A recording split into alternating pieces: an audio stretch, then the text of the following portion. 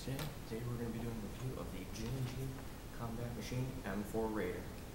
This is a very good weapon system. You can get it online for about $140 on most websites. Personally recommend Airsoft GI for a lot of this stuff because they have great customer service, great prices, and you can get a lot of coupon codes and stuff and get your price way down and get stuff for real cheap.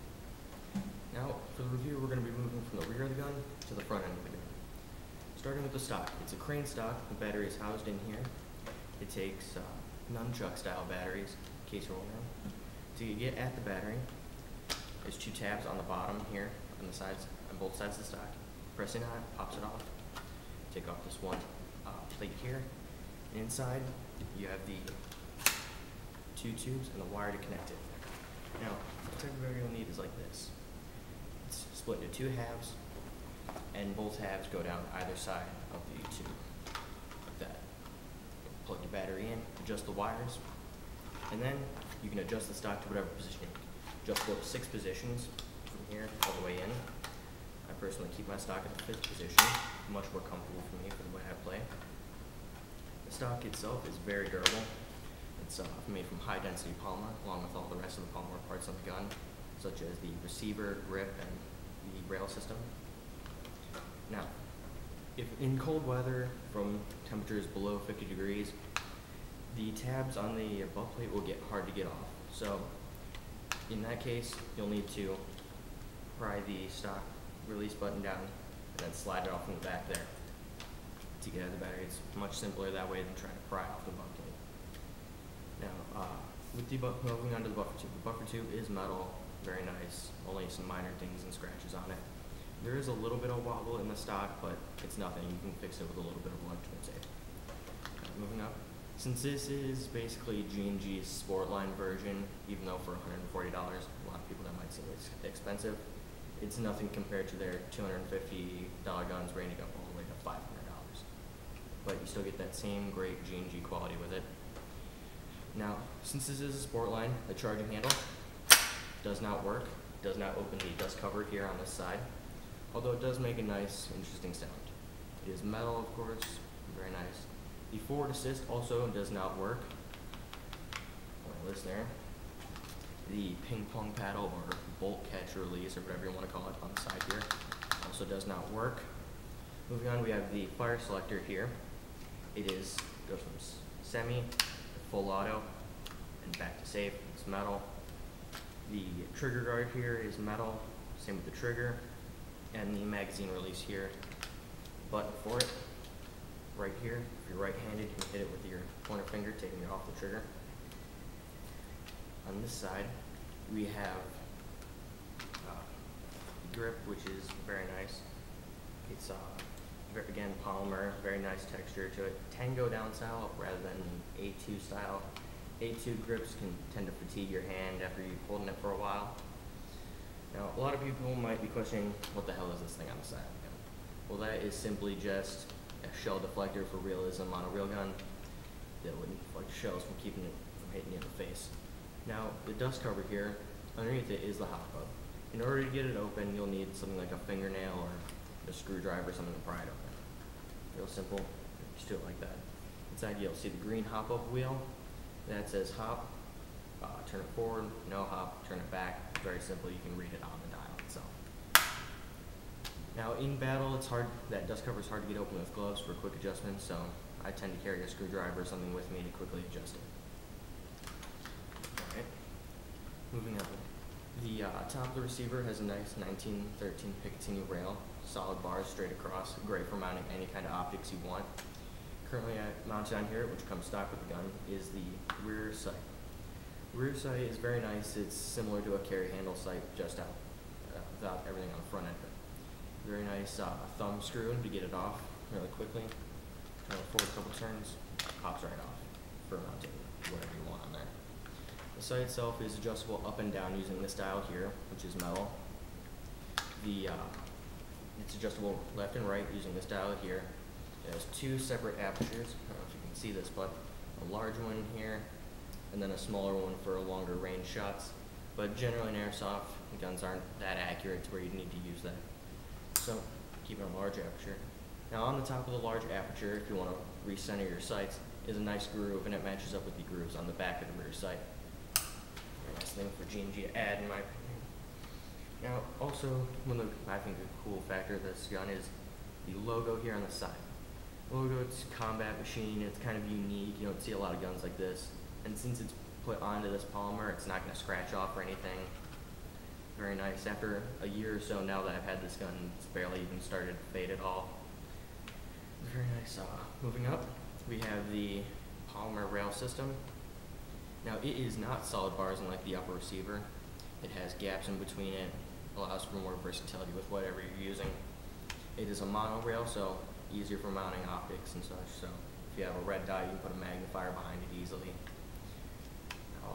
You notice that it does have writing on here too. This side is L and then some numbers just to mark the amount of slots you have in your rail system. Again, top, right, and bottom here, just to let you know what side of the rail system you're using.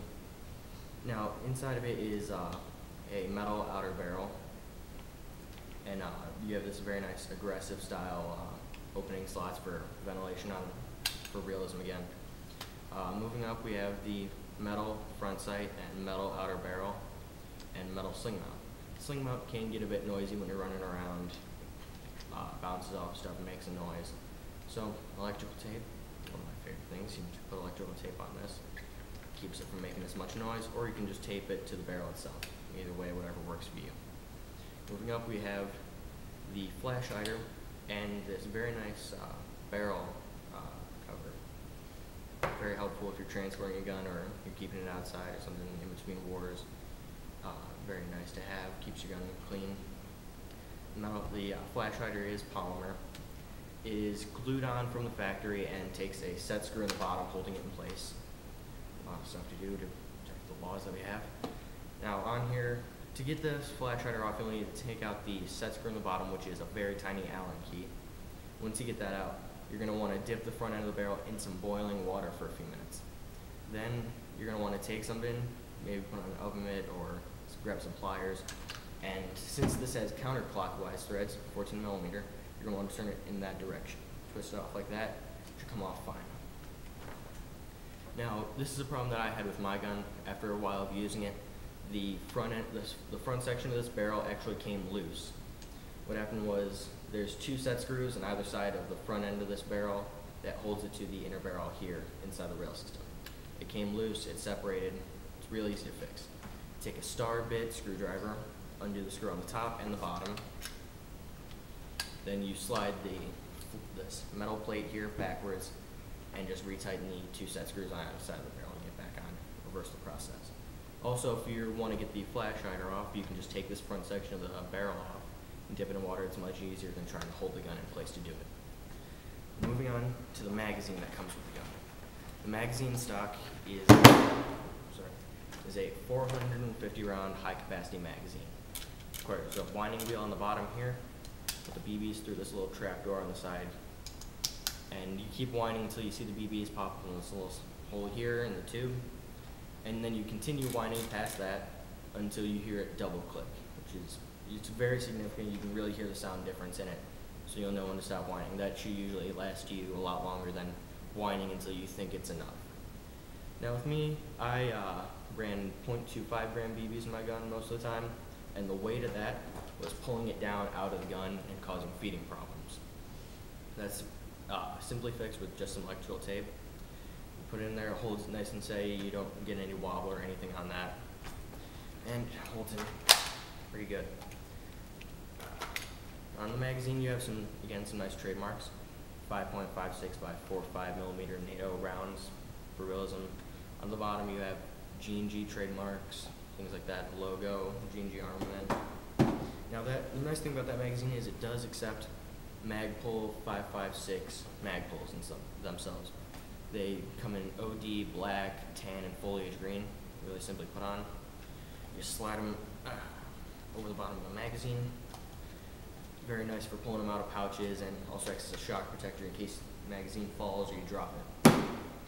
Now, the mag well on this gun is flared to make it easier to load magazines in. It's also large enough to accept the majority of mags, such as Well brand M4 mags, and mag pull P-mags like this one here,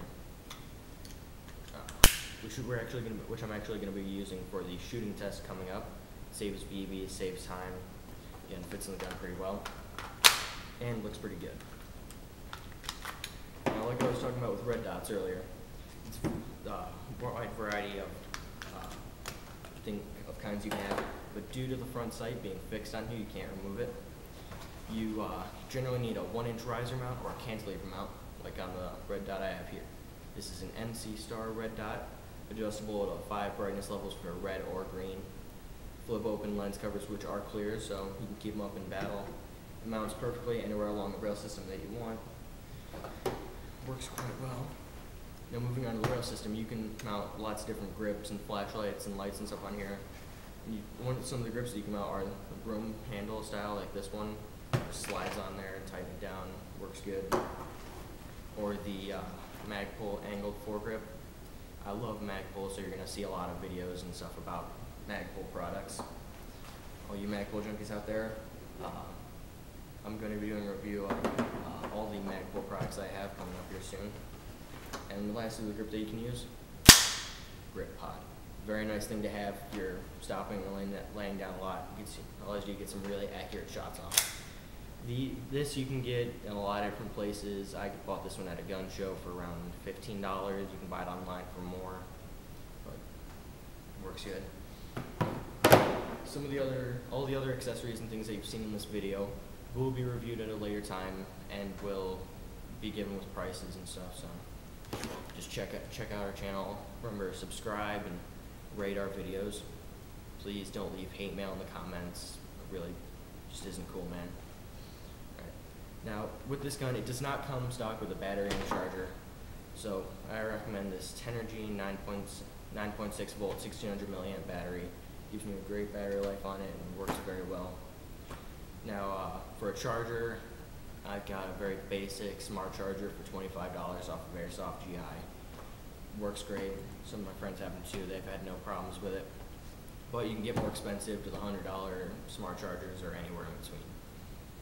Now the gun itself, mine came chronoed at $375, but most websites have it listed between $335 and $375, so mine was at the high end of the spectrum.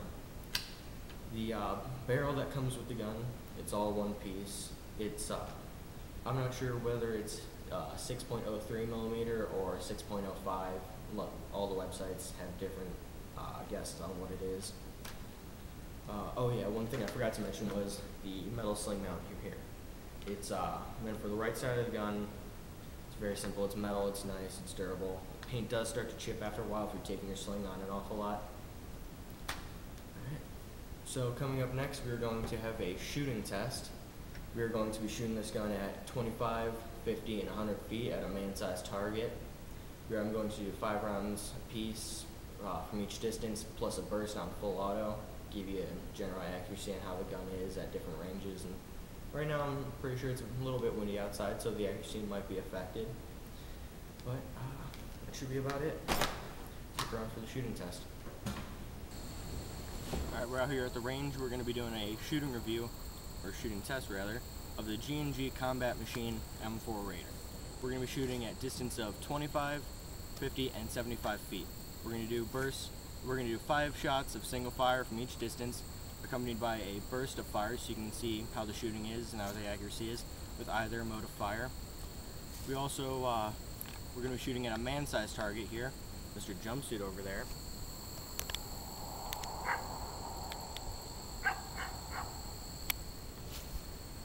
And for this test I'm going to be using 0.2 gram BBs, high polish, no seams.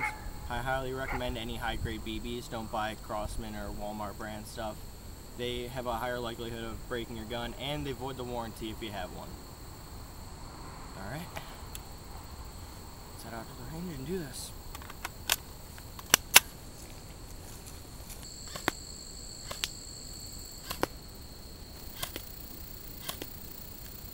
Full auto.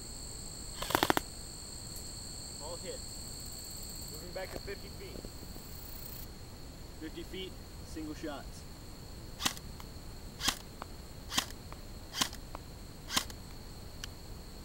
Full auto. until it hits. Moving back to 75 feet. Got it, 75 feet.